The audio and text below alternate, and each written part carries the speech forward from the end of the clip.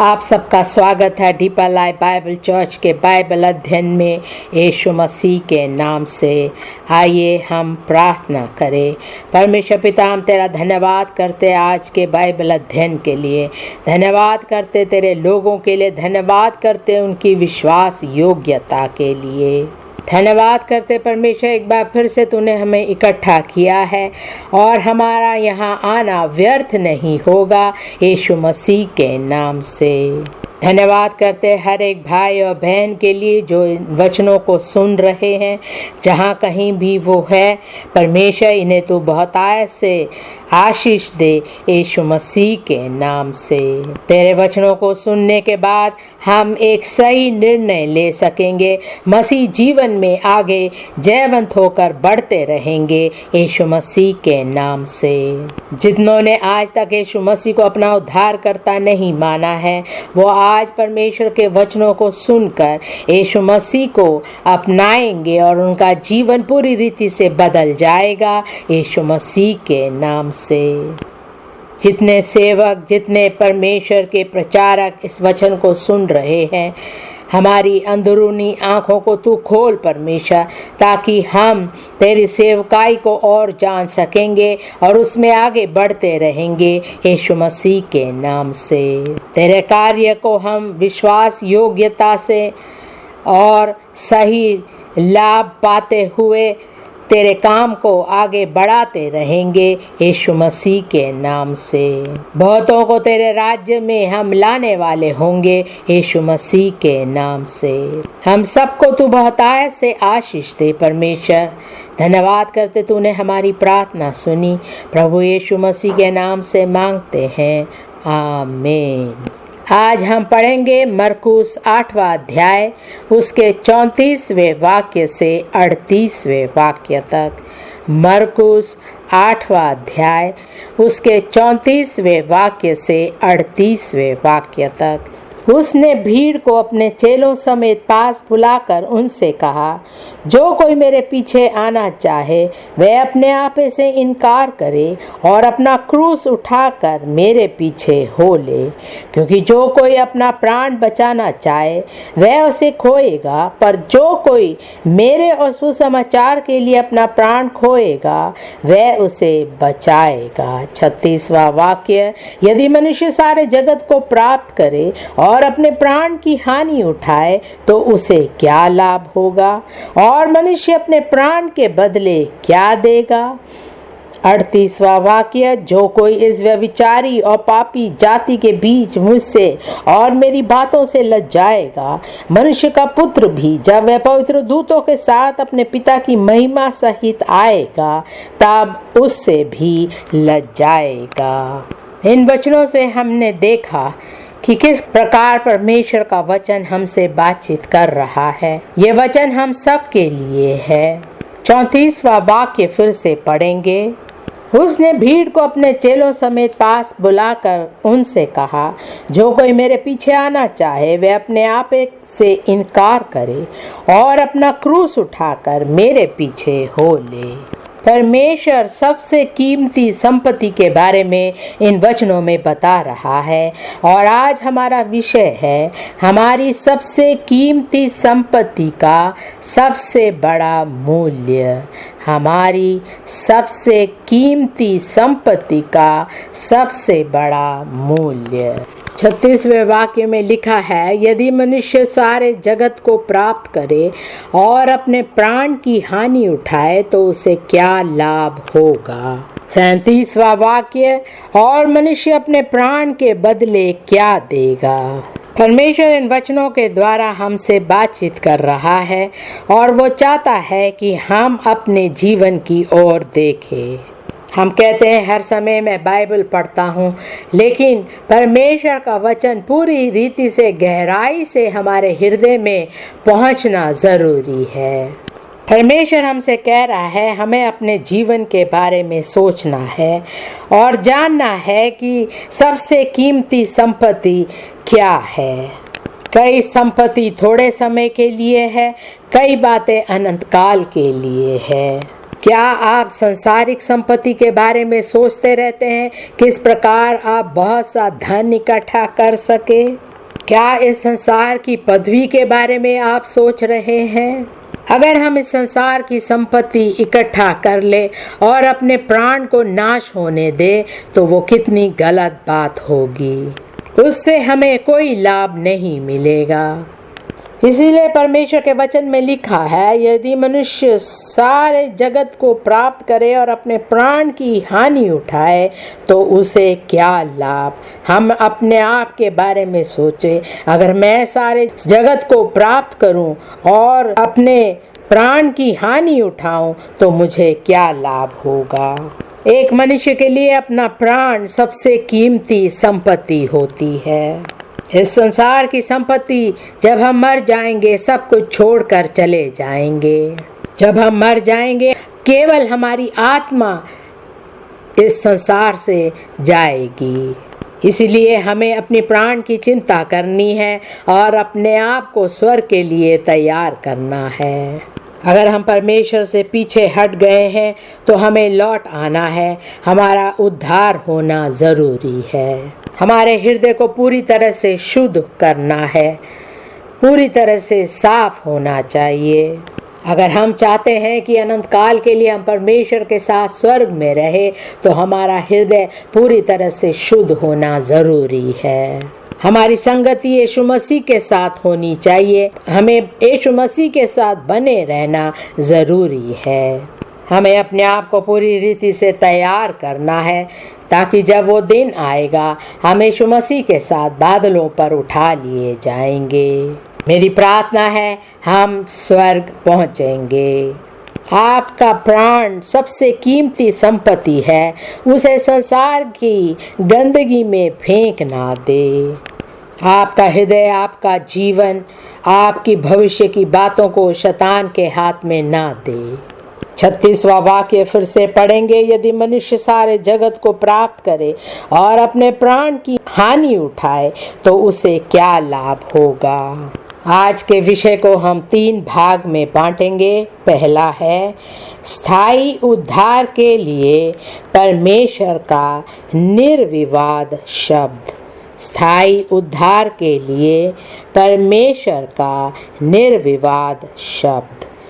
दूसरा भाग आपकी शाश्वत आत्मा का अतुलनीय मूल्य। आपकी शाश्वत आत्मा का अतुलनीय मूल्य। तीसरा भाग चिरस्थायी शर्म के खिलाफ हमारी अपरिवर्तनीय निगरानी। चिरस्थायी शर्म के खिलाफ हमारी अपरिवर्तनीय निगरानी। जब हमारा उद्धार होता है और हम यीशु मसीह के पीछे चलते हैं तो हम उद्धार का मतलब समझते हैं, क्योंकि हम यीशु मसीह के पीछे उसके वचनों पर चल रहे हैं।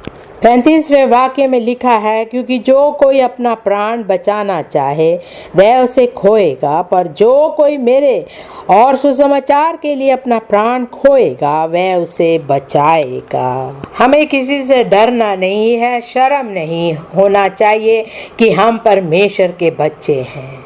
हर परिस्थिति में हमें यीशु मसीह के पीछे चलना है। ऐसा व्यक्ति अनंत काल के जीवन में प्रवेश करेगा। 36वें वाक्य में लिखा है, यदि मनुष्य सारे जगत को प्राप्त करे और अपने प्राण की हानि उठाए तो उसे क्या लाभ होगा, और मनुष्य अपने प्राण के बदले क्या देगा। जब हम मर जाएंगे हमारा शरीर इस संसार में रह जाएगा, लेकिन हमारा प्राण परमेश्वर के पास स्वर्ग में जाएगा। 38वां वाक्य, जो कोई इस व्यभिचारी और पापी जाति के बीच मुझसे और मेरी बातों से लजाएगा, मनुष्य का पुत्र भी जब वह पवित्र दूतों के साथ अपने पिता की महिमा सहित आएगा तब उससे भी लजाएगा। मेरी प्रार्थना है हम परमेश्वर से नहीं लजाएंगे यीशु मसीह के नाम से। पहले भाग में आएंगे स्थायी उद्धार के लिए परमेश्वर का निर्विवाद शब्द। हमारा उद्धार स्थायी है और हम नहीं चाहते कि कोई भी उससे खिलवाड़ करे। मरकुस 8वां अध्याय उसका 34वां वाक्य। मरकुस 8वां अध्याय 34वां वाक्य। उसने भीड़ को अपने चेलों समेत पास बुलाकर उनसे कहा, जो कोई मेरे पीछे आना चाहे वह अपने आप से इनकार करे और अपना क्रूस उठाकर मेरे पीछे हो ले।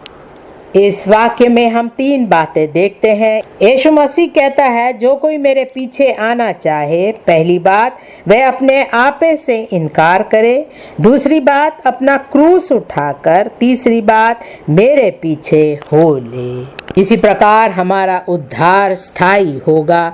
हमेशा के लिए हम परमेश्वर के साथ बने रहेंगे। इस भाग में 3 बातें हैं। पहली बात, स्वयं को नकारने की उसकी आज्ञा। स्वयं को नकारने की उसकी आज्ञा। दूसरी बात, बिना शर्म के क्रूस उठाना। बिना शर्म के क्रूस उठाना। तीसरी बात, उसके चरणों के पालन करने की बुलाहट। उसके चरणों के पालन करने की बुलाहट। तीसरी बात, उसके पद चिन्हों पर चलने की बुलाहट। उसके पद चिन्हों पर चलने की बुलाहट। पहली बात, परमेश्वर हमसे आज्ञा देता है कि हम अपने आप को नकारें। कोई भी ऐसी बात जो आपको परमेश्वर से दूर करना चाहता है, आपको संसार की ओर ले जाना चाहता है, परमेश्वर कहता है कि हमें उन बातों को अपने जीवन से दूर करना है। उन परीक्षाओं पर हमें विजय पानी है। कोई भी ऐसी बात जो हमारे उद्धार को हमसे छीन ले, हमें उन बातों को अपने जीवन से दूर करना है। मत्ती 16वां अध्याय उसका 24वां वाक्य। मत्ती 16वां अध्याय 24वां वाक्य। तब यीशु ने अपने चेलों से कहा, यदि कोई मेरे पीछे आना चाहे तो अपने आप का इनकार करे और अपना क्रूस उठाए और मेरे पीछे हो ले। हमें स्वयं को इनकार करना है और यीशु मसीह की आज्ञा पर चलना है। जिस प्रकार पतरस ने यीशु मसीह का तिरस्कार किया, उसे इनकार किया, तो क्या हुआ? उसने कहा कि मैं यीशु मसीह को नहीं जानता। बहुत सी ऐसी बातें हैं जो हमारा मन कहता है कि हमें करना है, लेकिन उसके कारण हम पाप में पड़ जाते हैं। इसलिए उन बातों को हमें इनकार करना है। हमें अपने आप की आज्ञा नहीं माननी है। जो बातें हमें पाप की ओर ले जाएगी, उन बातों को हमें नहीं मानना है। हमें अपने आप को अनुशासन में रखना ज़रूरी है। हमें लापरवाह नहीं होना है, अनुशासित होना है। जो कोई बातें हमारा मन कहता है कि हमें करना है और वो परमेश्वर की इच्छा के अनुसार नहीं है, हमें उन बातों को अपने जीवन में नहीं लाना है। हमें अपने ऊपर अधिकार होना चाहिए। हमें स्वयं को अधिकार में रखना है। हमने परमेश्वर का वचन सुना है। वचन कहता है, जो कोई मसीह में है वो एक नई सृष्टि है, पुरानी बातें बीत गई, देखो सब कुछ नया हो गया है। तो जब हम परमेश्वर में नए हो गए हैं और हमारा मन कहता है कि हम विपरीत करें, तो हमें उसकी बातें नहीं माननी है। अपने आप को हमें ऊंचा स्थान नहीं देना है, स्वयं को ऊंचा स्थान नहीं देना है, पर उसे पूरी रीति से ख़त्म करना है, ताकि परमेश्वर का वचन हमारे जीवन में बना रहे और हम परमेश्वर को भावता हुआ जीवन बिताए। हमें स्वयं के लिए मर जाना है। स्वयं में जो सामर्थ है हमें गलत काम करवाने के लिए, उन बातों को पूरी रीति से ख़त्म करना है। परमेश्वर हमें सामर्थ देगा कि हम स्वयं के ऊपर राज्य करेंगे, स्वयं के ऊपर हमारा अधिकार होगा यीशु मसीह के नाम से। हम सब के पास एक क्रूस है जो हमें उठाना है। पासवान के पास क्रूस है। लोग सोचते हैं एक बार परमेश्वर की सेवकाई में जब मैं आ जाऊंगा, सब मेरा आदर करेंगे, सब मेरी सेवा करेंगे, मेरे बारे में अच्छी अच्छी बातें कहेंगे। लेकिन ऐसा नहीं है। इन बातों से हम निराश हो जाएंगे। सबको अपना क्रूस उठाना है। जब लोग हमारा आदर नहीं करते, हमारी बातें नहीं मानते, उससे हमें निराश नहीं होना है, क्योंकि हमें एक क्रूस उठाना है। हम सोचते हैं हम विश्वासी हो गए हैं, परमेश्वर की सेवकाई में हैं, तो सब हमसे प्रेम करेंगे। ऐसा नहीं है। कई बार लोग हमारे खिलाफ हो जाएंगे, हमारे बारे में बुराई करेंगे। तब हमें जानना ज़रूरी है कि हम एक क्रूस उठाए हुए हैं। कई बार पति पत्नी के बीच में अनबन हो जाता है और पति कहता है मैं इसके साथ आगे जी नहीं सकता। वो भूल गया है कि उसे एक क्रूस उठाना है। अगर वो कहता है कि मैं स्त्री के साथ नहीं रह सकता, मैं चला जाऊंगा, तो वो अपना क्रूस नहीं उठा रहा है। अगर हमारा उद्धार हुआ है और हम उस उद्धार में बने रहना चाहते हैं, तो हमें क्रूस उठाना ज़रूरी है। दूसरी बात, विश्वास के द्वारा, प्रार्थना के द्वारा हमें क्रूस उठाना है। परमेश्वर के अनुग्रह के द्वारा हमें क्रूस उठाना है। अनुग्रह, विश्वास और प्रार्थना के द्वारा हम कुछ भी सह सकते हैं। हम कोई भी बोझ उठा सकते हैं, क्योंकि वचन में लिखा है मेरा अनुग्रह तुम्हारे लिए काफी है। पवित्र आत्मा की सामर्थ में होकर के हम उस क्रूस को उठाएंगे। पवित्र आत्मा की सामर्थ की ज़रूरत क्यों होती है? ताकि हम अपने क्रूस को उठा सकें। परमेश्वर के अनुग्रह के द्वारा, प्रार्थना के द्वारा, विश्वास के द्वारा हम कोई भी क्रूस उठा सकते हैं। हमारी हिम्मत बढ़ जाती है जब हम पवित्र आत्मा की सामर्थ में आगे बढ़ते हैं। जब हम मसीह में होते हैं, दुनिया की बातें, भय, डर हमारे जीवन से दूर हट जाती है। हम में हिम्मत होती है। हम कायर नहीं होते, हम डरपोक नहीं होते हैं। जब हम मसीह में होते हैं, ऐसी बातें हमारे जीवन से दूर हो जाएगी यीशु मसीह के नाम से। कई लोग इतने डरपोक होते हैं, अपने आप से कुछ नहीं कर पाते। वो हर समय दूसरों का सहारा लेते हैं, जबकि उनके पास भी बोझ है जो उन्हें उठाना है। हमें किसी के लिए बोझ नहीं बनना है। लेकिन आज से परमेश्वर आपको हिम्मत, साहस देगा ताकि आप अपने क्रूस को उठा सकेंगे। हमें संसार के साथ समझौता नहीं करना है। हमें साहस होना चाहिए ताकि हम अपने क्रूस को उठा सके। हमें परमेश्वर की सेवकाई में लगे रहना है। वो काम आसान नहीं है, लेकिन परमेश्वर हमें सामर्थ और अनुग्रह देगा ताकि हम उस कार्य को पूरी हिम्मत से कर पाएंगे। मेरी प्रार्थना है हम परमेश्वर की सेवकाई में बने रहेंगे यीशु मसीह के नाम से। इब्रानियों 12वां अध्याय उसका दूसरा वाक्य, इब्रानियों 12वां अध्याय दूसरा वाक्य, और विश्वास के कर्ता और सिद्ध करने वाले यीशु की और ताकते रहे, जिसने उस आनंद के लिए जो उसके आगे धरा था, लज्जा की कुछ चिंता ना करके क्रूस का दुख सहा और सिंहासन पर परमेश्वर के दाहिने जा बैठा।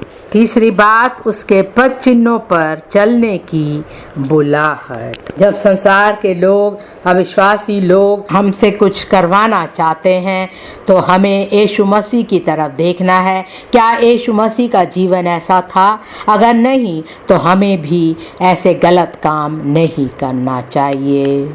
यीशु मसीह ने कहा, मैं उन्हीं बातों को करता हूँ जो मेरा पिता चाहता है। उसी प्रकार जैसे यीशु मसीह चला, उसके पद चिन्हों पर हमें भी चलना है। पहला पतरस दूसरा अध्याय उसका 21वां वाक्य। पहला पतरस दूसरा अध्याय 21वां वाक्य। और तुम इसी के लिए बुलाए भी गए हो, क्योंकि मसीह भी तुम्हारे लिए दुख उठाकर तुम्हें एक आदर्श दे गया है कि तुम भी उसके चिन्ह पर चलो। हमें संसार की बातों पर नहीं पड़ना है, लेकिन यीशु मसीह के पीछे चलना है। लूका 9वां अध्याय उसका 59वां वाक्य। लूका 9वां अध्याय 59वां वाक्य। उसने दूसरे से कहा, मेरे पीछे हो ले।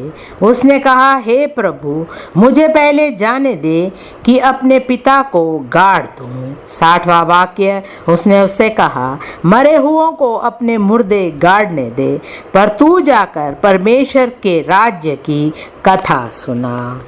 अपनी बातों को हमें पहला स्थान नहीं देना चाहिए, लेकिन परमेश्वर की बातों को पहला स्थान देना ज़रूरी है। संसार के लोग नहीं जानेंगे कि हम ऐसा क्यों कहते हैं कि परमेश्वर को पहला स्थान देना चाहिए।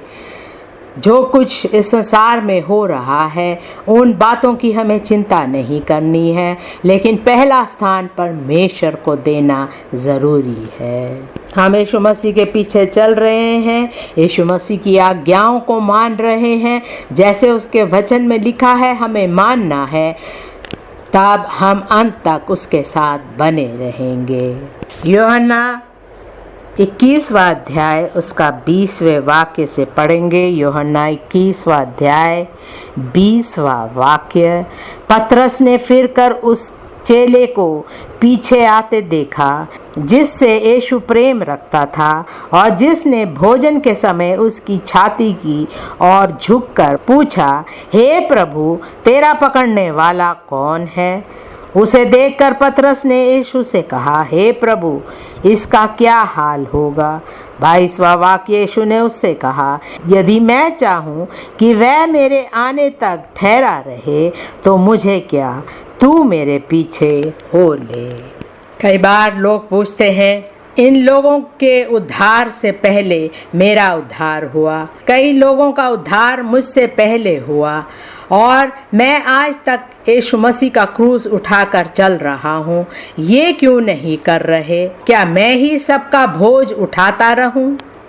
यीशु मसीह नहीं चाहता हम किसी के साथ तुलना करें या किसी के विरोध में कुछ कहें, लेकिन वो चाहता है कि हम अपने आप से अपने क्रूस को उठाकर यीशु मसीह के पीछे चलते रहे। हमें दूसरों की बातें देखकर निराश नहीं होना है। अगर वो परमेश्वर का कार्य पूरे दिल से नहीं कर रहे हैं, हमें उन्हें देख करके पीछे नहीं हटना है, लेकिन परमेश्वर में आगे बढ़ते रहना है। मेरी प्रार्थना है आप परमेश्वर के पीछे चलेंगे और उसकी सेवकाई में आगे बढ़ते रहेंगे यीशु मसीह के नाम से। कई लोग निराश हो गए हैं, पीछे हट गए हैं, हमें उनके साथ नहीं जाना है। हमें संसार की बातों के साथ समझौता नहीं करना है। यूहन्ना 10वां अध्याय उसका 5वां वाक्य। यूहन्ना 10वां अध्याय 5वां वाक्य। परंतु वे पराई के पीछे नहीं जाएंगी, परंतु उससे भागेंगी, क्योंकि वे परायों का शब्द नहीं पहचानती। दूसरे भाग में आएंगे, आपकी शाश्वत आत्मा का अतुलनीय मूल्य। आपकी शाश्वत आत्मा का अतुलनीय मूल्य। हम देखेंगे मरकुस 8वां अध्याय उसका 36वें वाक्य से। मरकुस 8वां अध्याय 36वां वाक्य। यदि मनुष्य सारे जगत को प्राप्त करे और अपने प्राण की हानि उठाए तो उसे क्या लाभ होगा, और मनुष्य अपने प्राण के बदले क्या देगा? इस भाग में 3 बातें हैं। पहली बात, आपकी आत्मा का महान मूल्य। आपकी आत्मा का महान मूल्य। दूसरी बात, खोई हुई आत्माओं की गंभीर बर्बादी। खोई हुई आत्माओं की गंभीर बर्बादी। तीसरी बात, छुटकारा पाए हुए आत्माओं का अनुग्रहकारी धन। छुटकारा पाए हुए आत्माओं का अनुग्रहकारी धन। पहली बात, आपकी आत्मा का महान मूल्य। हमारी आत्मा का इतना बड़ा मूल्य क्यों है? परमेश्वर के सामने हमारी आत्मा का महान मूल्य है। उत्पत्ति 2 अध्याय उसका 7वां वाक्य। उत्पत्ति 2 अध्याय 7वां वाक्य। और यहोवा परमेश्वर ने आदम को भूमि की मिट्टी से रचा और उसके नथनों में जीवन का श्वास फूंक दिया और आदम जीवता प्राणी बन गया। इसी कारण परमेश्वर के लिए आत्मा का मूल्य बहुत महान है। परमेश्वर ने उन आत्माओं को संसार में भेजा और वो परमेश्वर के समान अनंत काल के लिए है। भजन संहिता 49 का 7वां वाक्य। भजन संहिता 49 का 7वां वाक्य। उनमें से कोई अपने भाई को किसी भांति छुड़ा नहीं सकता है और ना परमेश्वर को उसकी संति प्रायश्चित में कुछ दे सकता है। आत्मा कितना महान है। पहली बात, आत्मा पूरे संसार से बढ़ कर के है। अगर आप पूरे संसार को जीत ले और अपनी आत्मा को खो दे तो आपके लिए आपकी स्थिति बहुत गंभीर हो जाएगी। हमारी आत्मा इस संसार के हर एक बहुमूल्य वस्तु से बढ़ कर के है। तीसरी बात, आत्मा इस संसार के धन दौलत सब संपत्ति से भी बढ़ कर के है। कई लोग कहते हैं इस कलीसिया में हर समय पवित्रताई के बारे में बोला जाता है, पाप से कैसे दूर हटना है उसके बारे में बोला जाता है, पैसे और धन दौलत के बारे में नहीं बोला जाता। इसलिए मैं किसी और कलीसिया में जाऊंगा जहां पर ऐसी बातों का प्रचार होता है। लेकिन आपको एक बात का ध्यान रखना है कि संसार के सब बातों से बढ़कर आपकी आत्मा है। इस संसार की आदर पदवी से बढ़ कर के आत्मा है। कई कहेंगे कि इस कलीसिया में बहुत देर लग रही है, मुझे अभी तक पासवान नहीं बनाया है, मैं किसी और कलीसिया में जाऊंगा जहां मुझे वो पदवी मिल जाएगी।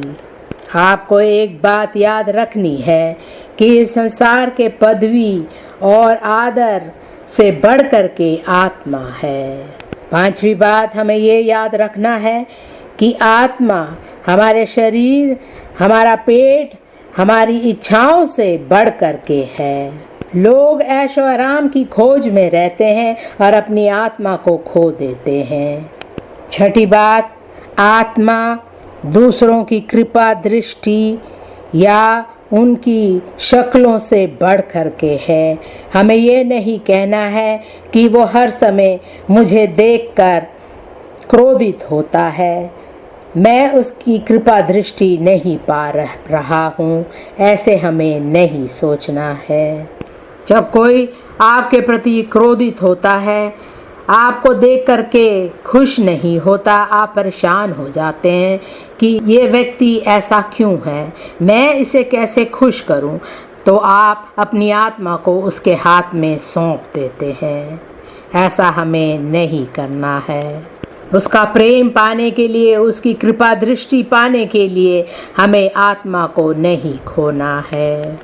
आपकी आत्मा का मूल्य महान है। यीशु मसीह ने आपके लिए अपना लहू कलवरी क्रूस पर बहाया ताकि आपको बचा सके। यीशु मसीह ने इस संसार के बातों के लिए अपना लहू नहीं बहाया, लेकिन आपकी आत्मा के लिए उसने अपना लहू बहाया ताकि आपका उद्धार हो सके। मत्ती 10वां अध्याय उसका 28वां वाक्य।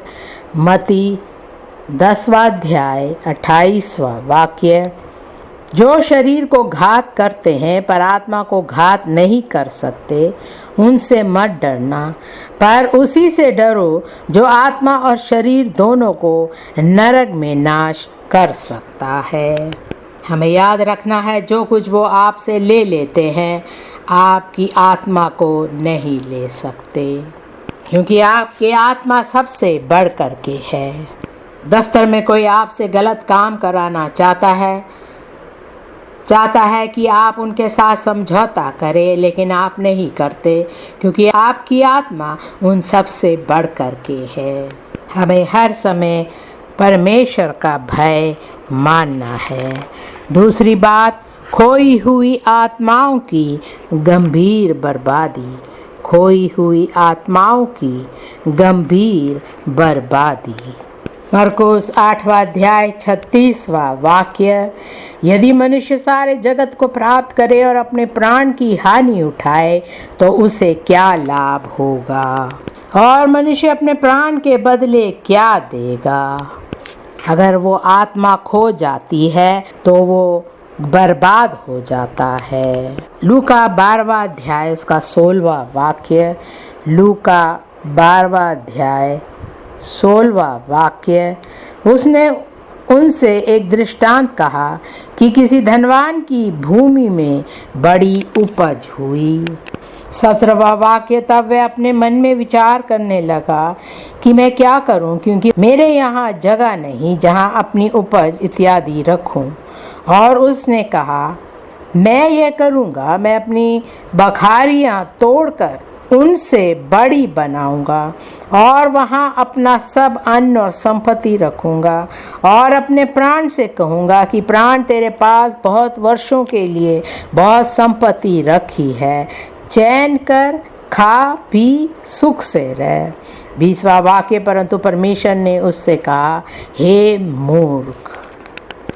कई लोग पढ़ लिख लेते हैं, पहले वो सेवकाई में काम करते थे, लेकिन अब वो छोड़कर वो संसार की पदवी के पीछे जाते हैं, और जब पूछा जाता है तो वो कहते हैं, मैं अभी नहीं, बाद में आकर के परमेश्वर की सेवकाई करूँगा। मेरा एक लक्ष्य है जिसे मुझे पूरा करना है। अगर आप संसार की बातों के पीछे जा रहे हैं और उसमें आपकी मृत्यु हो जाती है तो आप नाश हो जाएंगे। परमेश्वर ऐसे लोगों से कहता है, हे मूर्ख।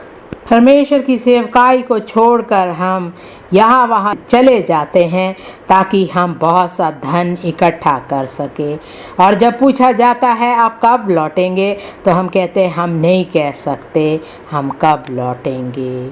ऐसे लोगों से परमेश्वर कहता है, हे मूर्ख, तूने अपनी आत्मा को बर्बाद कर दिया है। अपनी आत्मा को छोड़कर वो ऐसी चीज़ों के पीछे जाते हैं जिसका कोई मूल्य नहीं। 20वां वाक्य, परंतु परमेश्वर ने उससे कहा, हे मूर्ख, इसी रात तेरा प्राण तुझसे ले लिया जाएगा, तब जो कुछ तूने इकट्ठा किया है वो किसका होगा। 21वां वाक्य, ऐसे ही वह मनुष्य भी है जो अपने लिए धन बटोरता है, परंतु परमेश्वर की दृष्टि में धनी नहीं। आत्मा की चिंता किए बिना हम संसार की बातों के पीछे जाते हैं। कई बार अपनी आत्मा को छोड़ देते हैं और उसे बर्बाद होने देते हैं। मेरी प्रार्थना है, हम अपनी आत्मा को नहीं खोएंगे। हम कहें संसार की चीज़ों के लिए, पैसों के लिए, धन दौलत के लिए मैं अपनी आत्मा को नहीं खोऊंगा। परमेश्वर के कार्य को छोड़कर कई बार हम राजनीति में चले जाते हैं, और हम देखते हैं कि कलीसिया में भी लोगों के बीच में राजनीति चलती है। हम उन बातों पर ज़्यादा ध्यान देते हैं, अपनी आत्मा पर ध्यान नहीं देते। तीसरी बात, छुटकारा पाए हुए आत्माओं का अनुग्रहकारी धन। छुटकारा पाए हुए आत्माओं का अनुग्रहकारी धन। 2 कुरिन्थियों 8वां अध्याय उसका 9वां वाक्य। 2 कुरिन्थियों 8वां अध्याय 9वां वाक्य। तुम हमारे प्रभु यीशु मसीह का अनुग्रह जानते हो कि वह धनी होकर भी तुम्हारे लिए कंगाल बन गया, ताकि उसके कंगाल हो जाने से तुम धनी हो जाओ। यहाँ पर आत्मिक धन के बारे में कहा गया है। धार्मिकता का धन, शुद्धिकरण का धन, पवित्र आत्मा की सामर्थ के धन के बारे में कहा गया है। परमेश्वर के राज्य में प्रवेश करने के धन के बारे में कहा गया है।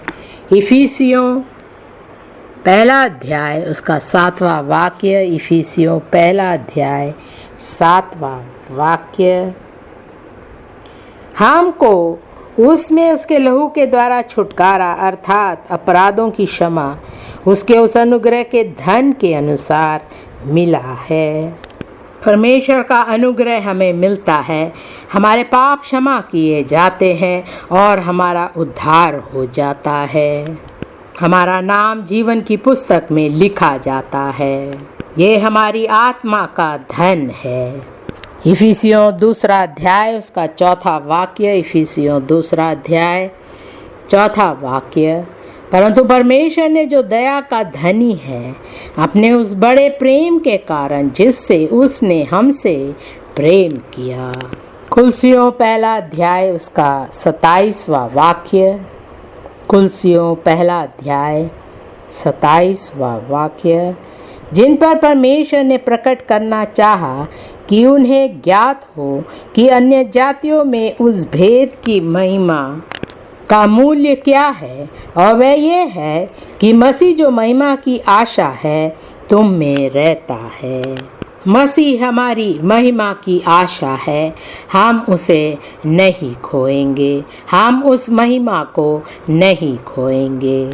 प्रकाशित वाक्य तीसरा अध्याय 17वें वाक्य से पढ़ेंगे। प्रकाशित वाक्य तीसरा अध्याय 17वां वाक्य। तू जो कहता है कि मैं धनी हूँ और धनवान हो गया हूँ और मुझे किसी वस्तु की घटी नहीं, और ये नहीं जानता कि तू अभागा और तुच्छ और कंगाल और अंधा और नंगा है। 18वां वाक्य। इसीलिए मैं तुझे सम्मति देता हूँ कि आग में ताया हुआ सोना मुझसे मोल ले कि धनी हो जाए, और श्वेत वस्त्र ले ले कि पहनकर तुझे अपने नंगेपन की लज्जा ना हो, और अपनी आँखों में लगाने के लिए सुरमा ले कि तू देखने लगे। 19वां वाक्य। मैं जिन जिन से प्रीति रखता हूँ उन सब को उल्लाहना और ताड़ना देता हूँ, इसलिए सरगर्म हो और मन फिरा। पुरानी बातों को छोड़कर अपना मन परमेश्वर की ओर लाओ। हमारा उद्धार होना ज़रूरी है और दूसरों को भी हमें बताना है ताकि उनका भी उद्धार हो सके। तीसरे भाग में आएंगे, चिरस्थायी शर्म के खिलाफ हमारी अपरिवर्तनीय निगरानी। मरकुस 8वां अध्याय उसका 38वां वाक्य, मरकुस 8वां अध्याय 38वां वाक्य। जो कोई इस व्यभिचारी और पापी जाति के बीच मुझसे और मेरी बातों से लजाएगा, मनुष्य का पुत्र भी जब वह पवित्र दूतों के साथ अपने पिता की महिमा सहित आएगा तब उससे भी लजाएगा। यीशु मसीह हमारे लिए कलवरी क्रूस पर मरा, इतना दुख उठाया, अपना खून बहाया ताकि हमारे पाप क्षमा हो सके। और अब जब हम यीशु मसीह की तरफ देखते हैं तो क्या हम लजाते हैं? हम उसे उद्धारकर्ता नहीं मानना चाहते?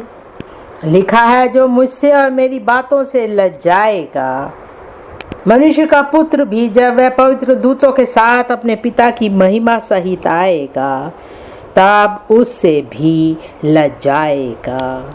मेरी प्रार्थना है हम यीशु मसीह से नहीं लजाएंगे। लोग क्यों लजाते हैं? क्योंकि वो संसार के लोगों का भय मानते हैं। वो नहीं चाहते कि कोई जाने कि आपने यीशु मसीह को माना है। अपने उद्धार को, परमेश्वर के वचन को वो भूल जाते हैं कि हम परमेश्वर के पुत्र पुत्रियां हैं और हम स्वर्ग की ओर जा रहे हैं।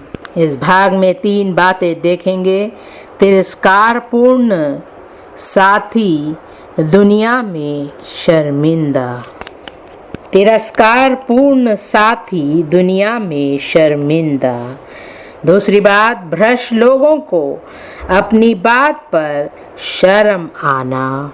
भ्रष्ट लोगों को अपनी बात पर शर्म आना।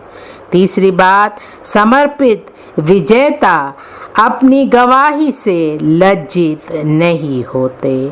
समर्पित विजेता अपनी गवाही से लज्जित नहीं होते। पहली बात, तिरस्कारपूर्ण साथी दुनिया में शर्मिंदा। एक पुरुष और स्त्री का विवाह होता है। वो पुरुष उसके लिए सब कुछ करता है, उसकी देखभाल करता है, उसकी ज़रूरतों को पूरी करता है। लेकिन जब वो संसार में लोगों के बीच में जाते हैं तो वो स्त्री अपने पति से लज्जित होती है। वो उसके साथ जीना नहीं चाहती कि लोग जाने कि ये इसका पति है। ऐसी स्त्री उसका तिरस्कार करती है।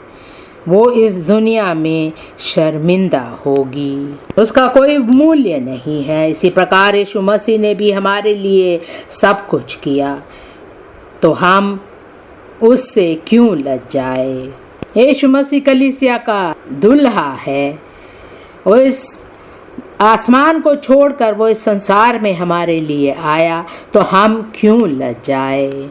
हम इस संसार में हमारा उद्धार हुआ, यीशु मसीह ने हमारे लिए महान कार्य किया, तो हमें कभी भी लज्जाना नहीं है। मेरी प्रार्थना है हम में से कोई भी यीशु मसीह से नहीं लज्जाएगा, यीशु मसीह के नाम से। यूहन्ना 12वां अध्याय उसका 42वां वाक्य। यूहन्ना 12वां अध्याय 42वां वाक्य। तो अभी सरदारों में से भी बहुतों ने उस पर विश्वास किया, परंतु फरीसियों के कारण प्रकट में नहीं मानते थे, ऐसा न हो कि आराधनालय में से निकाले जाए। कई बार हम इन बातों से भी लज्जाते हैं कि हम डीपर लाइफ के हैं, हमारा उद्धार हो गया है, हम एक पवित्र जीवन बिता रहे हैं। अगर हम ऐसी बातों को मानना नहीं चाहते, हमें पश्चाताप करना है, और मेरी प्रार्थना है कि परमेश्वर हमें क्षमा करेगा यीशु मसीह के नाम से। दूसरा तीमुथियुस 2 अध्याय उसका 12वां वाक्य। दूसरा तीमुथियुस 2 अध्याय 12वां वाक्य। यदि हम धीरज से सहते रहेंगे तो उसके साथ राज्य भी करेंगे। यदि हम उसका इनकार करेंगे तो वह भी हमारा इनकार करेगा। कई लोग लज्जाते हैं क्योंकि वो सोचते हैं कि दूसरे मेरा साथ नहीं देंगे, मुझे अपने अधीन कर देंगे, वो उनका भय मानते हैं। मुझे बहुत दुख उठाना पड़ेगा, वो यीशु मसीह के लिए दुख उठाना नहीं चाहते। हमें कहना है मैं यीशु मसीह के लिए दुख उठाऊंगा। लिखा है यदि हम धीरज से सहते रहेंगे तो उसके साथ राज्य भी करेंगे। यदि हम उसका इनकार करेंगे तो वह भी हमारा इनकार करेगा। दूसरी बात, भ्रष्ट लोगों को अपनी बात पर शर्म आना। लूका 9वां अध्याय उसका 26वां वाक्य। लूका 9वां अध्याय 26वां वाक्य। जो कोई मुझसे और मेरी बातों से लज्जाएगा, मनुष्य का पुत्र भी जब अपनी और अपने पिता की और पवित्र स्वर्गदूतों की महिमा सहित आएगा तो उससे लज्जाएगा। मत्ती 24वां अध्याय उसका 35वां वाक्य। मत्ती 24वां अध्याय 35वां वाक्य। आकाश और पृथ्वी टल जाएंगे परंतु मेरी बातें कभी ना टलेगी। दूसरा कुरिन्थियों 2 अध्याय उसका 17वां वाक्य। दूसरा कुरिन्थियों 2 अध्याय 17वां वाक्य। क्योंकि हम उन बहुतों के समान नहीं जो परमेश्वर के वचन में मिलावट करते हैं, परंतु मन की सच्चाई से और परमेश्वर की ओर से परमेश्वर को उपस्थित जानकर मसीह में बोलते हैं।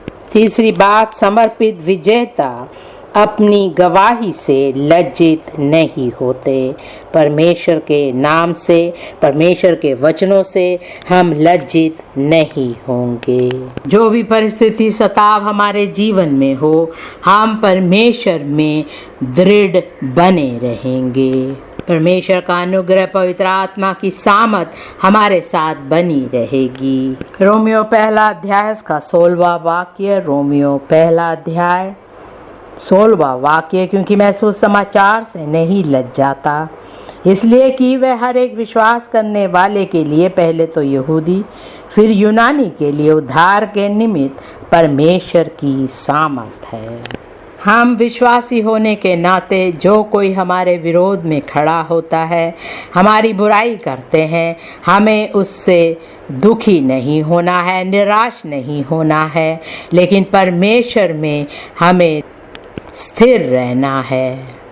हमें परमेश्वर से, उसकी बातों से लज्जाना नहीं है। परमेश्वर हमें अंत तक बनाए रखेगा। इब्रानियों 12वां अध्याय उसका 2रा वाक्य। इब्रानियों 12वां अध्याय 2रा वाक्य। और विश्वास के कर्ता और सिद्ध करने वाले यीशु की ओर ताकते रहे, जिसने उस आनंद के लिए जो उसके आगे धरा था, लज्जा की कुछ चिंता ना करके क्रूस का दुख सहा और सिंहासन पर परमेश्वर के दाहिने जा बैठा। पहला पतरस 4था अध्याय उसका 16वां वाक्य। पहला पतरस 4था अध्याय 16वां वाक्य। पर यदि मसीह होने के कारण दुख पाए तो लज्जित ना हो, पर इस बात के लिए परमेश्वर की महिमा करे। जब लोग हमारी निंदा करते हैं, हमारे विरोध खड़े होते हैं, गलत बातें करते हैं, हमें दुखी नहीं होना है, लेकिन परमेश्वर में आनंदित रहना है। पहला यूहन्ना 2रा अध्याय उसका 28वां वाक्य। पहला यूहन्ना 2रा अध्याय 28वां वाक्य। निदान है बालकों, उसमें बने रहो कि जब वह प्रकट हो तो हमें हियाव हो और हम उसके आने पर उसके सामने लज्जित ना हो।